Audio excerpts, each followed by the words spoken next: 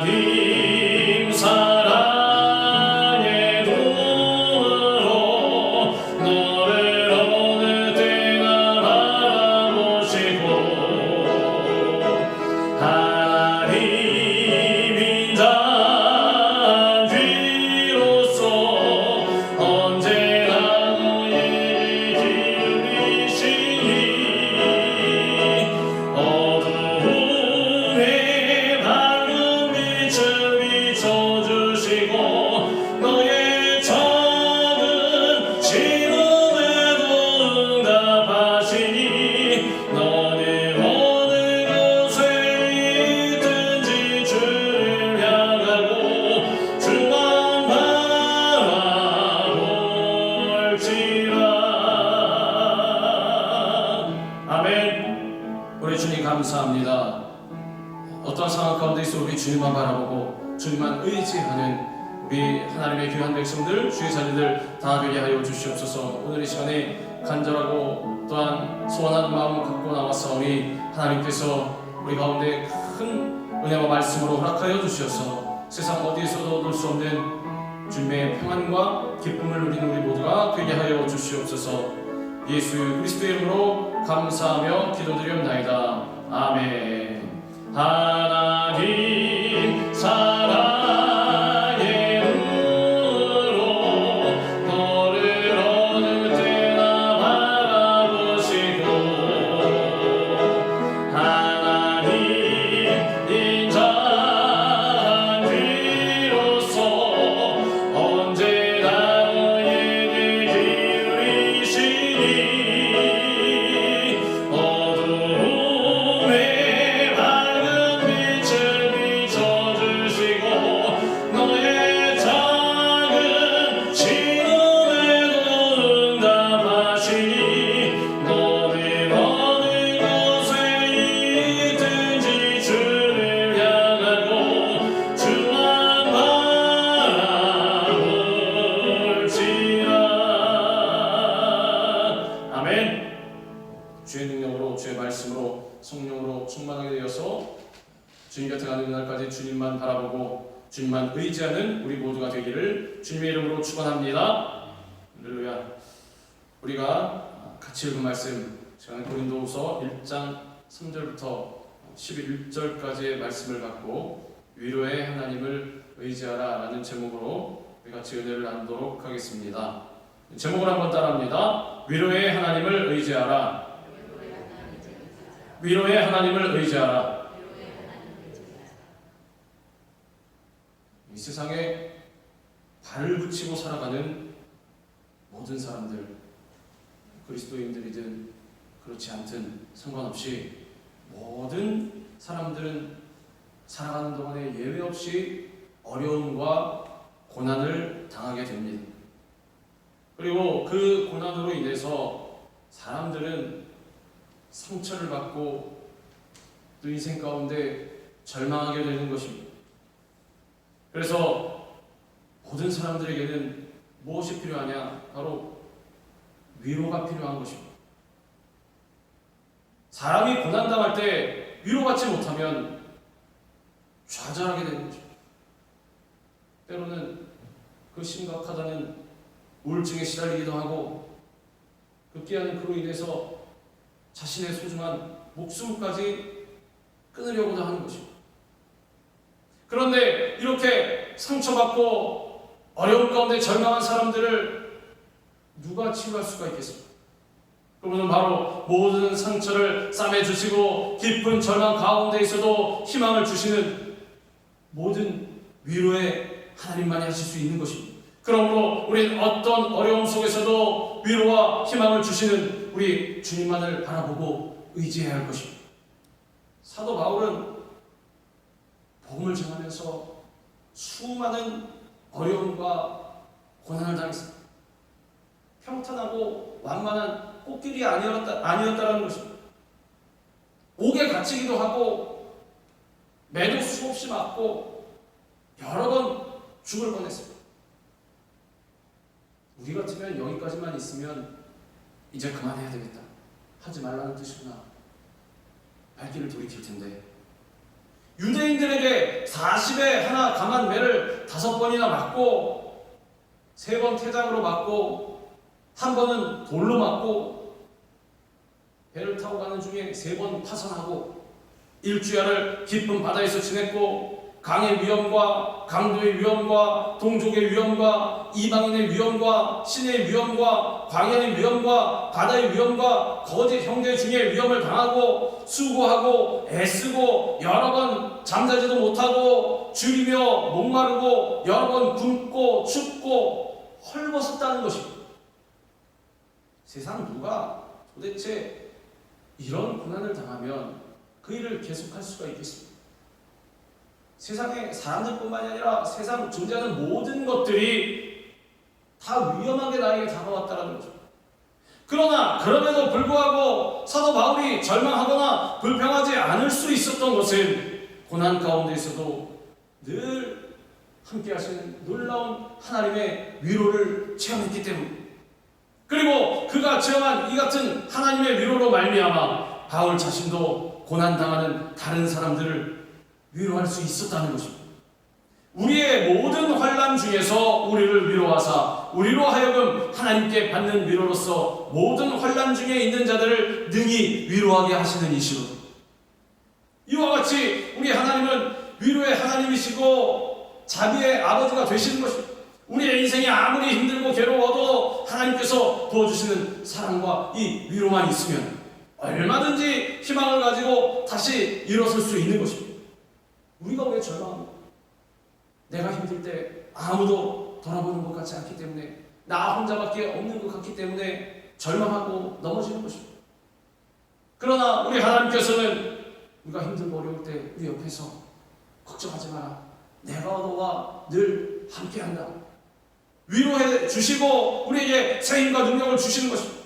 하나님께서는 환난을 통해 우리로 하여금 그리스도의 고난에 참여하게 하실 뿐만 아니라 그와 동시에 우리의 인생에 그리스도의 위로로 넘치게 만들어 주시는 것입니다. 본문 5절과 7절에 이렇게 말씀합니다. 그리스도의 고난이 우리에게 넘친 것 같이 우리가 받는 위로도 그리스도로 말미암아 넘치는 것. 너희를 위한 우리의 소망이 견고함은 너희가 고난에 참여하는 자가 된 것 같이 위로에도 그러할 줄을 압니다. 고난은 단순히 고난으로 끝나지 아니하고 하나님의 위로와 축복을 우리에게 가져오는 것입니다. 하나님께서 사도 바울로 하여금 환난을 통과하게 하신 까닭은 그가 환난 중에서 하나님의 위로를 경험하고 자신이 받은 그 위로로 환난당하는 다른 성도들을 위로하게 하려 함이었습니다. 환난이 없다면 우리가 어떻게 하나님의 위로를 경험할 수가 있겠습니까? 환난과 어려움이 있기 때문에 하나님의 위로를 경험할 수 있다는 것입니다. 그리고 우리가 받는 위로로 다른 사람들을 똑같이 위로할 수 있다는 것입니다. 가난해보지 않은 사람이 어찌 가난한 사람을 이해할 수가 있겠습니까? 또 실패해보지 않은 사람이 어찌 실패한 사람을 이해할 수가 있겠습니까? 병으로 고통을 당해보지 않은 사람이 어찌 병든 사람을 이해할 수가 있겠습니까? 그러므로 환난을 당해보지 않은 사람은 환난당하는 다른 사람을 진정으로 이해하고 위로할 수 없는 것입니다. 가벼운 마음에 적선은 할 수 있겠지만서도 진정으로 그 마음을 이해하고 진심으로 위로할 수는 없다는 것입니다. 그래서 예수님께서는 우리의 위로자가 되시기 위해서 우리가 겪을 모든 고난, 아니 우리가 겪을 모든 고난보다 몇 배나 더 심한 고난을 먼저 겪으셨습니다. 하나님이신 예수님께서 도대체 그럴 필요도 없는데 낮고 낮은 인간의 몸으로 이 땅에 손수 오셨을 뿐만 아니라 이 세상을 사시는 동안 가장 낮고 천한 모습으로 온갖 멸시와 천대를 받고 힘겨운 고난의 길을 가신 것입니다. 그 모습을 이사야 말씀에서는 이렇게 묘사합니다. 그는 주 앞에서 자라나기를 연한 순 같고 마른 땅에서 나온 뿌리 같아서 고운 모양도 없고 풍채도 없은즉 우리가 보기에 흠모할 만한 아름다운 것이 없도다. 그는 멸시를 받아 사람들에게 버림받았으며 간고를 많이 겪었으며 질고를 하는 자라. 마치 사람들이 그에게서 얼굴을 가리는 것 같이 멸시를 당하였고 우리도 그를 귀히 여기지 아니하였도다. 잘생기고 키도 크고 외적으로도 잘났으면 아무리 사람들이 손가락질하고 그래도 마음에 당당함이 있을 터인데 그러한 고운 모양도 우리 주님 없었다라는 것입니다. 더더군다나 그런데다가 세상 모든 사람들에게 버림을 받고 간고를 겪었으며 육신의 질곡 가운데 시달렸다는 것입니다. 멸시도 당하고 누구도 우리 주님을 귀히 여기지 않았다는 것입니다. 또한 예수님은 우리가 짊어져야 할 죄와 질병, 가난과 저주를 대신 짊어지셨습니다. 그 다음 부분에 계속해서 이렇게 말씀합니다. 그는 실로 우리의 질고를 지고 우리의 슬픔을 당하였거늘 우리는 생각하기를 그는 징벌을 받아 하나님께 맞으며 고난을 당한다 하였노라. 그가 찔림은 우리의 허물 때문이요 그가 상함은 우리의 죄악 때문이라. 그가 징계를 받음으로 우리는 평화를 누리고 그가 치치게 맞음으로 우리는 나음을 받았도다. 이와 같이 우리 예수님께서는 고난당하는 우리를 위로하시기 위해서 우리보다 먼저 고난을 당하셨던 것입니다. 우리의 모든 고난과 어려움을 해결해 주시기 위해서 먼저 어려움과 고난을 당하셨다는 것입니다. 우리에게 있는 대제사장은 우리의 연약함을 동정하지 못하실 리가 아니요 모든 일에 우리와 똑같이 시험을 받으시니로되 죄는 없으시냐. 일찍이 여기 곧 예일대학 교수직을 버리고 정신박약 장애인 공동체인 라르슈의 캐나다 토론토 공동체 데이브레이크에서 열심히 주님 바라보고 사역하다가 1996년도 9월 심장마비로 세상을 떠난 헨리 나우엔이라는 분이 있는데 그분이 책을 썼습니다. 그런데 그 책 상처 입은 치유자에서 이렇게 말하고 있습니다. 예수 그리스도는 상처 입은 치유자입니다. 예수 그리스도는 이 땅에서 많은 상처를 받았습니다. 그분은 제자들의 배신으로 인해 상처를 받았고 가족들로부터 거절받으셨으며 십자가에서 살이 찢겨지는 상처를 받았습니다. 그리고 아버지 하나님께도 버림을 받았습니다. 그럼에도 불구하고 당신이 받았던 상처 때문에 사람들을 원망하지 않고 상처받은 사람들을 가슴에 끌어안고 치유하시는 분이 되셨습니다. 그래서 예수 그리스도는 상처받은 우리 인생을 이해하십니다. 예수님께서 온갖 상처를 다 받으셨기 때문에 상처 입고 어려움 가운데 처한 고통 가운데 있는 우리들을 넉넉히 이해하시고 어루만져 주신다는 것입니다. 그러므로 우리는 문제와 어려움을 만날 때 문제 해결자가 되시고 우리의 위로자가 되시는 예수님만을 바라봐야 하는 것입니다. 예수님은 우리의 모든 고통과 상처를 너무도 잘 아시고 이해하고 계신 것입니다. 이 상처, 이 고통은 누가 알 수 있으랴? 그렇지 않습니다. 우리 주님께서는 다 알고 계신 것입니다. 그래서 우리는 고난보다 더 큰 하나님의 도움을 받고 예수님께 받은 위로로 말미암아 나아가서 어려움을 당하는 다른 사람들을 위로하며 살아가야 하는 것입니다. 하나님은 우리를 위로하실 뿐만 아니라 우리가 하나님을 의지하게 하심으로 고난을 견딜 수 있도록 그렇게 도와주시는 것입니다.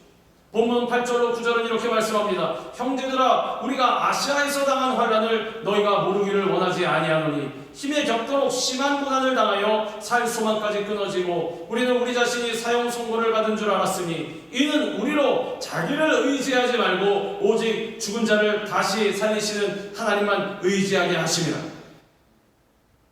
우리는 때로 감당할 수 없는 문제와 어려움을 만나면 마치 사형 선고를 받은 것 같이 마음이 힘들고 어려울 때가 있습니다. 말이 좋아 사형 선고지 우리가 사형 선고를 받는다고 생각하면 어떻게 되겠습니까? 사형 선고를 받는 그 죄수들은 그 자리에서 주저앉는다만 그리고 이제 사형이 집행될 때 그 마지막 길을 갈 때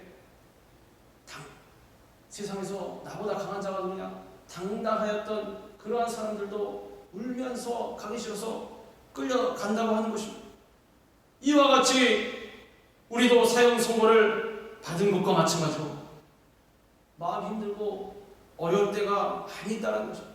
사도 바울은 고린도 교회에 이 편지를 기록할 당시에 얼마나 힘든 고난을 당했는지 살 소망이 끊어지고 마치 마음에 사형 선고를 받은 것과 같다고 마음의 고통을 이렇게 고백했습니다.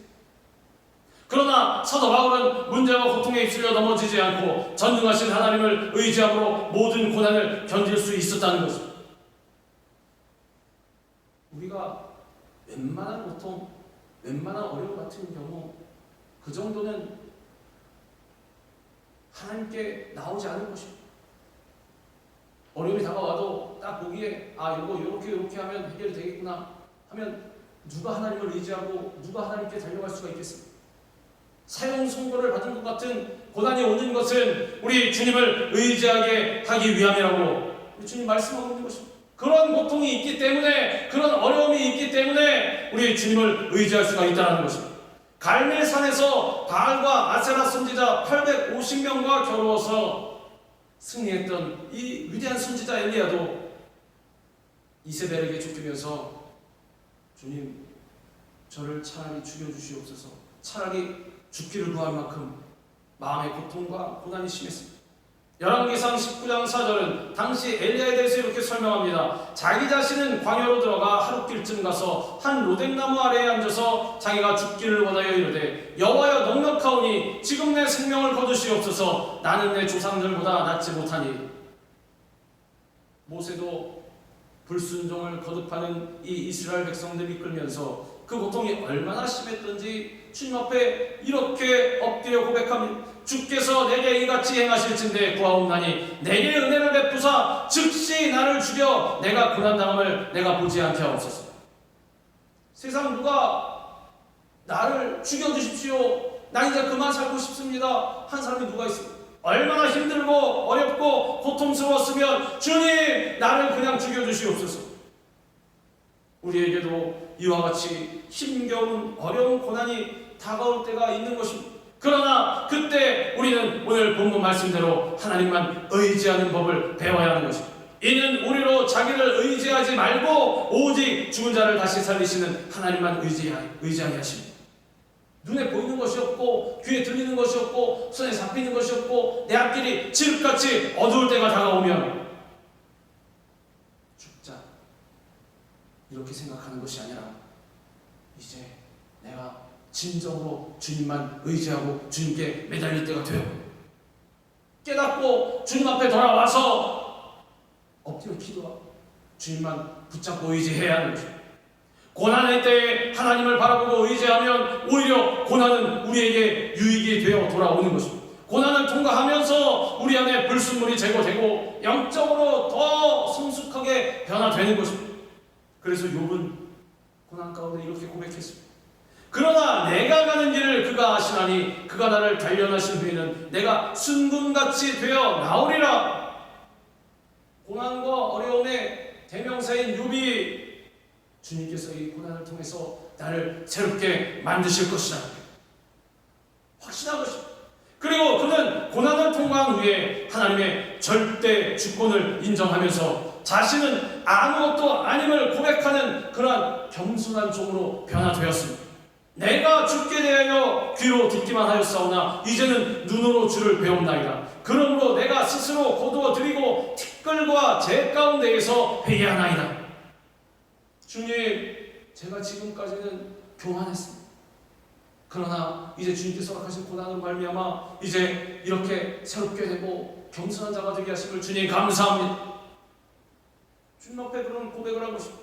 이와 같이 우리가 고난 가운데 주님을 의지하고 회개하고 나아가면 주님께서는 더 큰 은혜로 우리를 인도해 주시는 것입니다. 궁극적으로 고난은 우리를 축복으로 인도하는 길이 되는 것입니다. 다만 이뿐 아니라 우리가 환난 중에도 즐거워하나니 이는 환난은 인내를, 인내는 연단을, 연단은 소망을 이루는 줄 알미라. 환난과 어려움이 다가오면 우리가 인내를 하게 되고 주님만 붙들고 의지하는 가운데 인내는 연단을 가져오고 우리가 연단이 되면 우리가 소망을 가지고 꿈을 꿀 수가 있게 되는 것입니다. 소망을 가지고 꿈을 꾸면 어떻게 되겠습니까? 우리 삶 가운데 주님 응답하시고 소망과 꿈이 이루어지고 우리 앞길에 시온 대로가 펼쳐지는 것입니다. 여기 미국의 휘트워스 대학의 종교철학 교수 제럴드 스처 목사님이 계신데 이분 고속도로에서 역주행하는 차 때문에 어느 날 사랑하는 아내와 장모님과 그리고 사랑하는 자녀들을 한꺼번에 다 잃어버렸어요. 그리고 이로 인해서 한때 하나님의 뜻을 알 수 없어 방황했어요. 그러나 이내 깨닫고 회개하고 돌아와서 그는 결국 이렇게 고백하게 되었어요. 삶이란 평탄치 않다. 그것이 본연의 모습이다. 오히려 삶은 어렵고 냉혹하고 잔인할 때가 많다. 그러나 결국은 잘 될 것이다. 하나님이 선하시고 자비로우시고 은혜로우시기 때문이다. 그분은 우리를 구속하시고 세상을 당신이 본래 의도했던 모습으로 회복하기 위해서 지금도 신비롭게 일하고 계신다. 모든 것이 잘 될 것이다. 왜냐하면 하나님이시기 때문이다. 누구에게도 말할 수 없는 그러한 고난 중에 우리가 눈물로 밤을 지새울 때 우리는 철저하게 하나님만 의지하는 법을 배울 수 있어야 하는 것입니다. 그 전까지는 웬만한 고통이 있으면 다른 데로 다 달려갔어요. 사람 찾아가고 물질 찾아가고 권세 찾아가고 인맥 찾아가고 다른 곳을 가고 싶어요. 그러나 이제 주님께서 어디도 찾아가지 못하는 그러한 고난 우리에게 허락하셨을 때 이제는 주님 앞에 엎드려 기도하면서 주님만 의지하는 법을 배워야 하는 것입니다. 죽은 자를 살리시는 하나님만 의지하면 우리는 어떠한 힘겨운 고난도 넉넉히 이겨낼 수가 있는 것입니다. 우리가 두려워하는 이유가 무엇입니까? 결국에는 이 고난으로 인해서 내가 죽을 수도 있겠구나. 그러나 우리 주님 누구십니까? 죽은 자를 살리시는 하나님이십니다.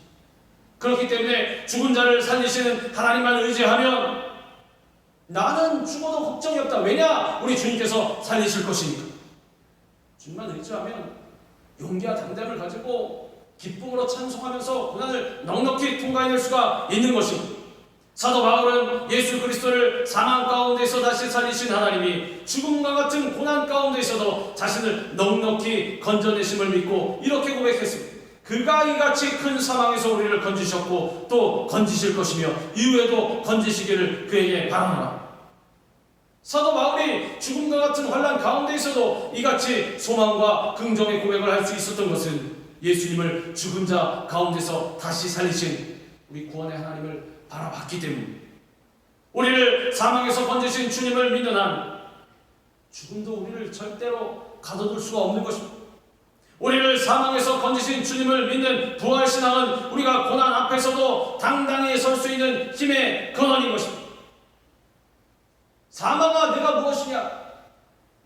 당당히 우리 주님만 바라보고 나갈 수 있는 것입니다. 그러므로 우리는 어떤 고난 가운데서도 죽은 자를 다시 살리시는 하나님께 소망을 두고 간절히 기도하며 넘치는 감사로 나아가야 하는 것입니다. 하나님께서 이제 끝났다 말씀하시기 전까지는 절대로 끝난 것이 아닙니다. 성급하게 나의 환경을 바라보고 이제 끝났구나 좌절하고 낙심하여서 뒤로 물러가면 절대로 안 되는 것입니다. 우리가 끝난 것 같아도 주님이 붙들고 계시면 나와 함께 하시면 절대로 끝난 것이 아닌 것입니다. 죽은 사람도 다시 살리시는 하나님께서 우리의 모든 삶의 어려움과 고난과 역경을 변화시키셔서 좋은 일로 넘치는 축복으로 만들어 주시는 것입니다. 너희도 우리를 위하여 간구함으로 도우라. 이는 우리가 많은 사람의 기도로 얻은 은사로 말미암아 많은 사람이 우리를 위하여 감사하게 하려면 우리의 체험 또 우리가 받은 은혜 이것을 나눔으로 말미암아 모든 사람들에게도 감사함으로 넘치게 만들어 주시는 것입니다.